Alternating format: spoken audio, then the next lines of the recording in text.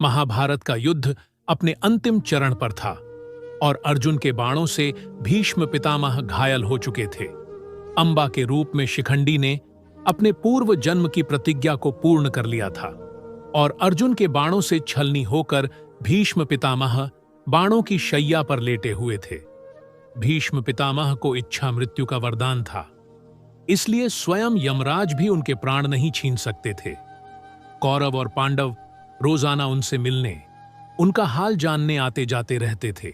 एक दिन रानी द्रौपदी के साथ 5 पांडव भी उनसे मिलने पहुंचे। भीष्म पितामह पांडवों को उपदेश करने लगे। सभी पांडव द्रौपदी सहित उनके उपदेशों को ध्यान से सुन रहे थे, परंतु उन उपदेशों के बीच रानी द्रौपदी अचानक से खिलखिलाकर हंस पड़ी। द्रौपदी को हंसता देख भीष्म पितामह ने आहत होकर उपदेश देना बंद कर दिया। कुछ क्षण रुकने के बाद पितामह भीष्म द्रौपदी से पूछने लगे, हे पुत्री, तुम पांचाल नरेश की पुत्री और एक सम्मानित कुल की बहू हो। तुम्हारा अचानक से हंसना 2 बातों को उजागर करता है। या तो तुम मेरी बातों का उपहास उड़ा रही हो, या तुमने किसी बीती घटना का स्मरण किया है।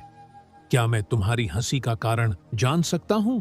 द्रौपदी ने कहा, पितामह, मेरे हंसने का भाव आपका उपहास उड़ाना बिल्कुल भी नहीं था, बल्कि मैं यह सोचकर हंस रही थी कि आज आप पांडवों को अन्याय के विरुद्ध लड़ने का उपदेश दे रहे हैं, लेकिन आप स्वयं जीवन भर अन्याय की ओर से लड़ते आ रहे हैं।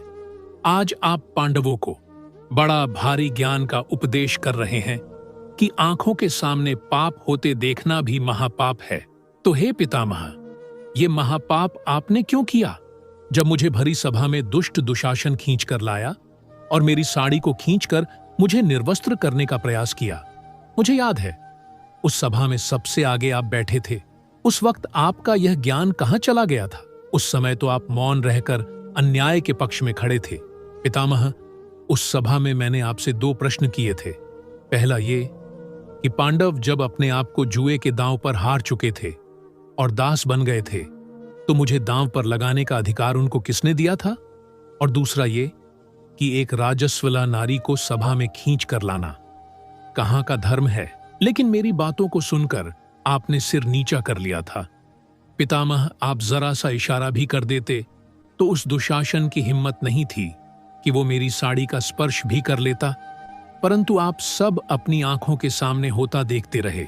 वो तो मेरे गोविंद की कृपा है जिन्होंने मेरी लाज बचाई, लेकिन आप जैसा विद्वान, वीर, पराक्रमी, संत सब देखता रहा, और आज आप कहते हो कि आंखों के सामने पाप होते देखना महापाप है। अगर यह सत्य है तो यह पाप आपने क्यों किया? मुझे यही सोचकर हंसी आई थी। भीष्म द्रौपदी से बोले, पुत्री, तुम सत्य कहती हो। मैं वही अभागा भीष्म हूं जिसकी आंखों के सामने तुम्हें निर्वस्त्र किया जा रहा था। परंतु पुत्री, क्या तुम जानती हो, आज 52 दिन हो गए बाणों की शैया पर पड़े हुए।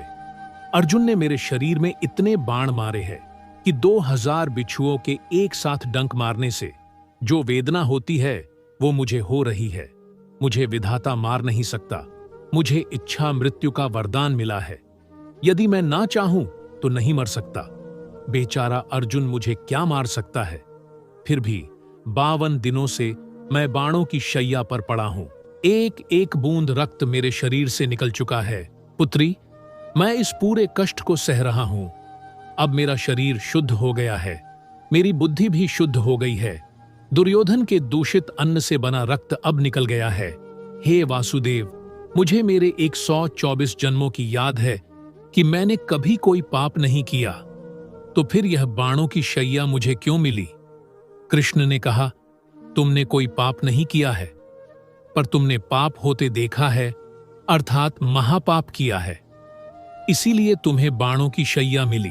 भीष्म ने कहा, हे केशव, उसी पाप का मैं प्रायश्चित कर रहा हूं, और असल बात यह है कि दुष्ट दुर्योधन के दूषित अन्न से मेरी बुद्धि कलुषित हो गई थी। मुझे क्षमा कर दो।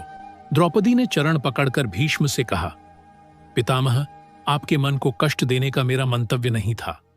मैं क्षमा प्रार्थी हूं। इसके बाद भीष्म ने पांडवों को सुंदर उपदेश दिया।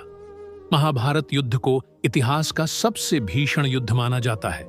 भीष्म पितामह महाभारत के प्रमुख पात्रों में एक रहे हैं। साथ ही वह सबसे उम्रदराज होने के बाद भी सबसे शक्तिशाली योद्धाओं में से एक थे। तो मित्रों, ये थी आज की वीडियो। उम्मीद है आपको आज की वीडियो पसंद आई होगी। वीडियो पसंद आई हो तो वीडियो को लाइक करके वीडियो को शेयर करें। धन्यवाद।